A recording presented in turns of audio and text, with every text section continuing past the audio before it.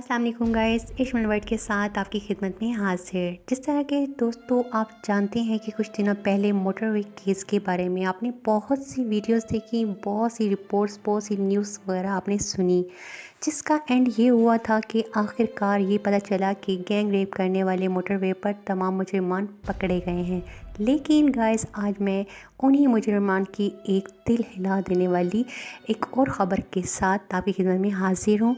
वो ख़बर देखने के लिए आपको हमारे साथ रहना पड़ेगा। मेरी वीडियो को आखिर तक देखिएगा। जो लोग नए हैं मेरी वीडियो पर उनसे हम्बल रिक्वेस्ट है कि प्लीज़ मेरे चैनल को सब्सक्राइब करें और लाइक एंड शेयर करना मत भूलिए। जी फ्रेंड्स, तो अब आते हैं ख़बर की असल पहलू की तरफ।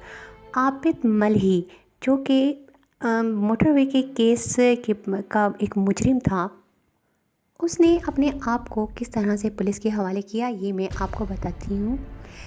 जब ये केस हुआ तो पुलिस ने जगह जगह पर छापे मारना शुरू किए। जब उसे पता चला कि आबिद मल्ही इस केस में शामिल है तो उसने उसके ख़ानदान की तमाम औरतों को, उसकी चाची, मामी, कज़न्स, बहन, बीवी, बेटी सबको उठा लिया, अपनी हिरासत में ले लिया। यहाँ तक कि उसके बाप को भी उठा लिया। जब उसके बाप ने देखा कि ख़ानदान की तमाम औरतें जेल में रुस्वा हो रही हैं, थाने में उनकी इज़्ज़त की धज्जियाँ उड़ रही हैं, तो उसने अपने बेटे को फ़ोन के ज़रिए किसी न किसी के ज़रिए पैगाम पहुंचाया कि तुम्हारे ख़ानदान की सब औरतें पुलिस की हिरासत में हैं, तुम्हारे लिए बेहतर यही है कि तुम अपने आप को कानून के हवाले कर दो। लेकिन वो सफाक इंसान ने फिर भी अपने आप को कानून के हवाले नहीं किया। कानून ने क्या किया? कानून ने ये किया कि तमाम उसके रिश्तेदारों को एक तरफ, लेकिन उसकी जो सबसे छोटी बेटी, 7 साला मासूम बेटी को पुलिस ने अपने साथ रखा और जहाँ जहाँ वो छापे डालते वो उस मासूम बच्ची को लेकर जाते और कहते कि पहचानो इनमें से तुम्हारा बाप कौन सा है।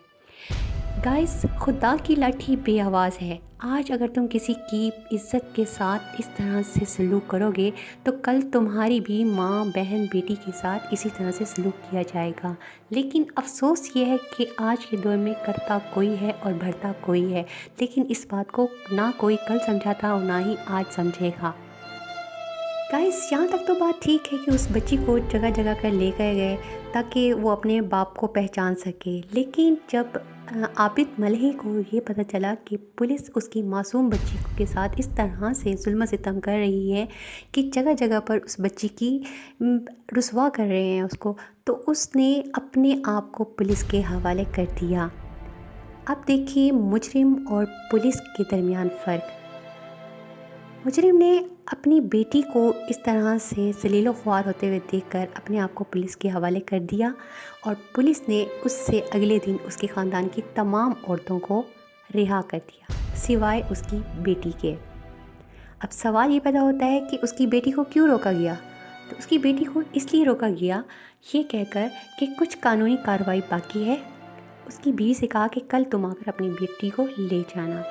अब यहाँ पर थोड़ी सी गेम चेंज होती है। उसकी माँ अगर वो सही माँ होती तो वो कहती कि मैं अपनी बेटी के साथ कल ही रिहा होंगी, लेकिन वो औरत चली गई। अगले दिन जब उसने अपनी बेटी को लेने के लिए आना था तो उसकी फ़ोन कॉल आ गई कि मेरी तबीयत बहुत सख्त ख़राब है और मैं आज नहीं आ सकती, लिहाजा मैं कल आकर अपनी बेटी को ले जाऊँगी। हैरान कुन बात है कि कौन सी माँ है जो घर में सुकून से पड़ी है और ये कहे कि मैं अपनी बेटी को कल आकर ले जाऊँगी।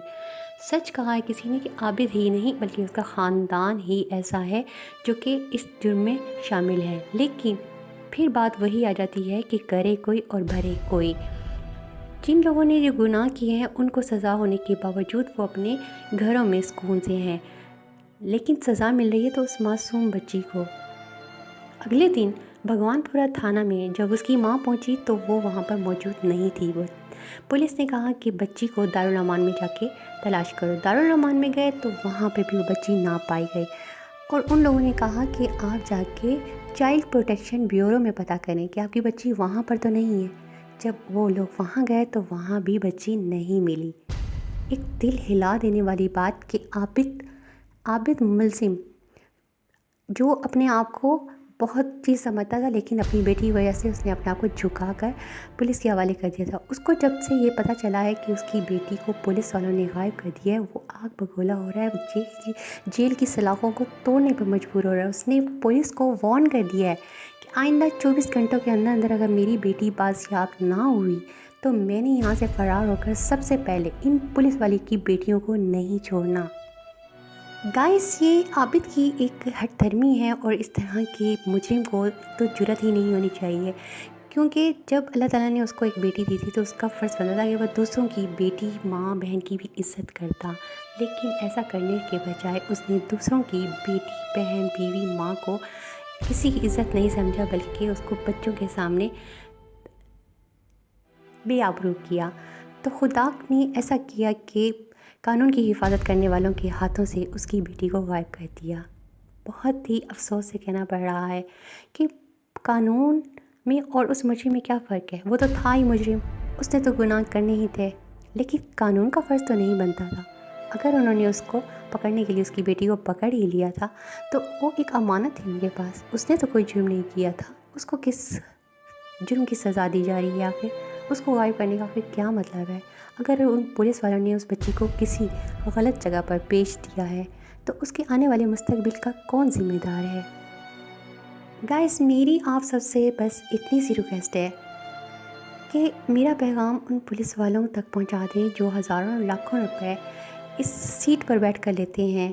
کیا وہ اس چیز کے لیے تنخواہیں لیتی ہیں؟ کیا وہ ہماری بیٹیوں بہنوں کی عزتوں کے محافظ نہیں ہیں؟ اگر اس کی بیٹی بازیاب نہ ہوئی اور وہ جیل سے فرار ہو گیا تو کیا پولیس والوں کی جو بیٹیاں ہیں ان کی وہ جا کے آبرو ریزی کرے گا؟ تو اس کا ذمہ دار کون ہوگا؟ یہ پولیس والے، یا معاشرہ، یا وہ مجرم؟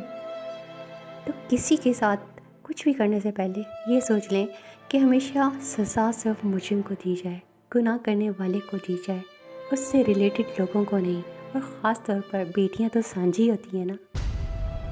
پھر ملیں گے ایک نئی ویڈیو کے ساتھ، تب تک اپنا اور اپنے چاہنے والوں کا بہت سا خیال رکھیے گا۔ اللہ حافظ۔